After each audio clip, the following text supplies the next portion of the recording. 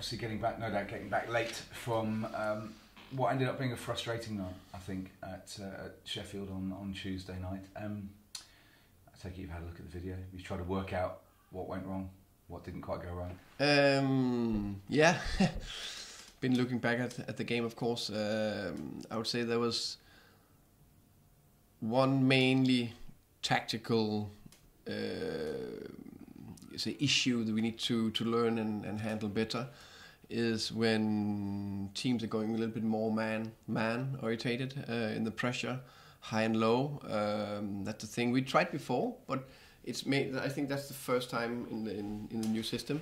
So we need to be more aware of playing in behind, a little bit freer positions for the front three. I think that's one tactical issue we need to solve and have a even better solution going forward, because it was not something we haven't seen before the game, but we I think need to train it more and be more aware of it. So that's one thing.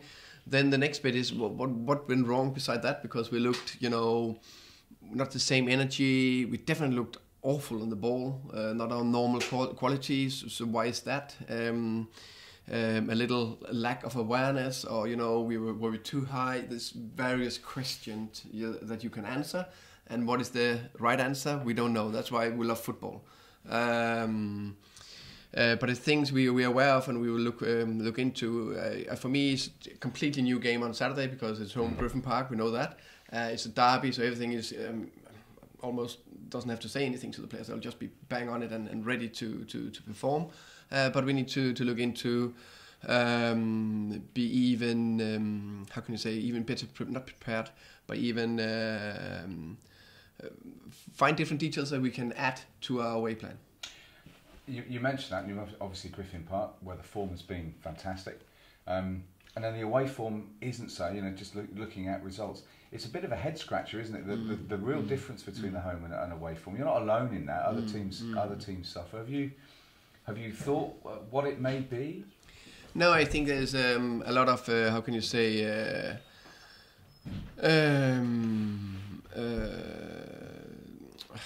Analysis and report and studies. There's been made a lot of studies on home and away form. Yes. What's the factors that influence and all that. So we know it's easier to play at home and more difficult to play away. But for me, it's part of the developing of the team that we need to be more aware of. Okay, if you going back to the old school standards. Okay, win at home, draw away. So when we go away, we can't just dominate and control the game. We know that for 90 minutes. So we need to accept that maybe we need to play a game and get a point, or nick a late goal. We need to understand that. But that's a part of mature as a team, and you can talk about it, you can train about it. But it's something during games and situations we should learn from. Is it therefore sometimes an issue with sort of the approach that it's the players once they cross the white line? Is it a mental approach? Is it just or is there something, or is there work you can do on the training ground that can help with that? I think there's on the training ground is every time we play even let's say small-sided games, or we play bigger games, or what is the kind of awareness? Are we 1-0 down, one up? What kind of not only mindset do we have, but also how do we manage these situations? Let's say game managing a little bit, but also should we do exact the same home and away? I prefer that, but maybe that's not possible all the time. So we need to understand when we can't, for various reasons, lack of energy, freshness, a little bit because they get on top of the game. How do we manage that better and understand that better? And it's not because we can't do it. I know when we turned this bad spell into the good run, we played away to Bristol City. We dominated and we managed the bad spells. Birmingham on top in first half, second half they played the long second ball play, and we handled it and stayed in the game and still created 2 good counter-attacking opportunities in the second half. So it's not because we're far away, but it's small areas we need to adjust in. As you mentioned, a game against Queen's Park Rangers at home. The fans certainly don't need to be motivated for this.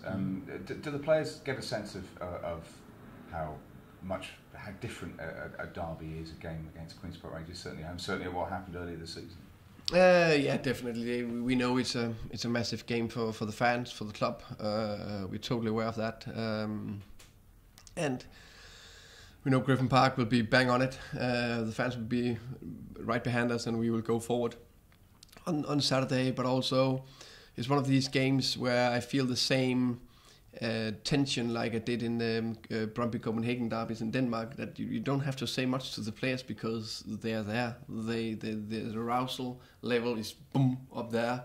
So it's about controlling your emotion in that. So no, that's one thing. We know there was a unusual performance Tuesday night from us this season. I think maybe it's the worst performance we had so far. So if you have a bad performance, a lot of times, sports people, footballers, everybody, that's bad, we need to get up there again. I talked about it after defeat. Good teams, they bounce back straight away. We need to show that again.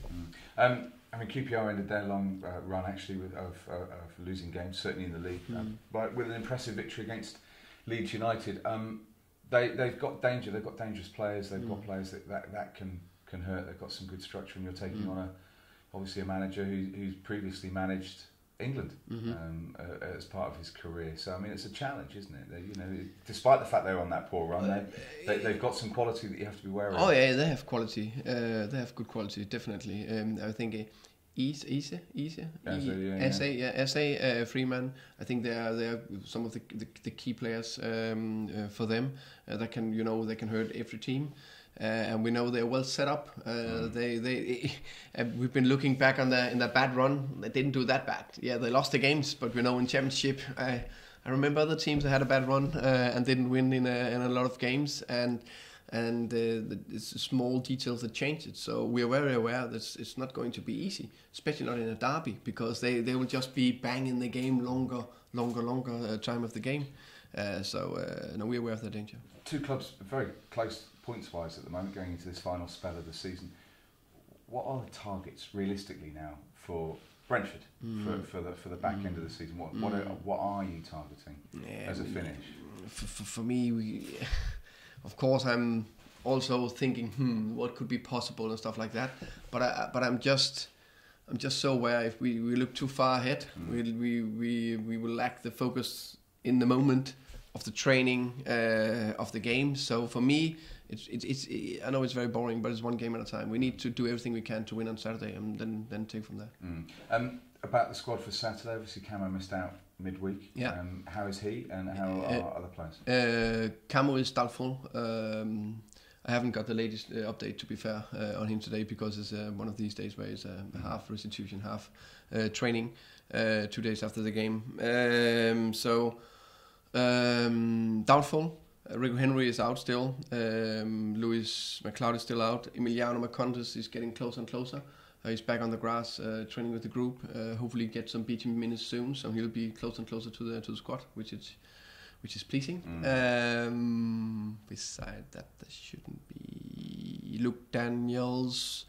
Also getting better if he's ready for Saturday. Also a little bit of that. Right. Okay.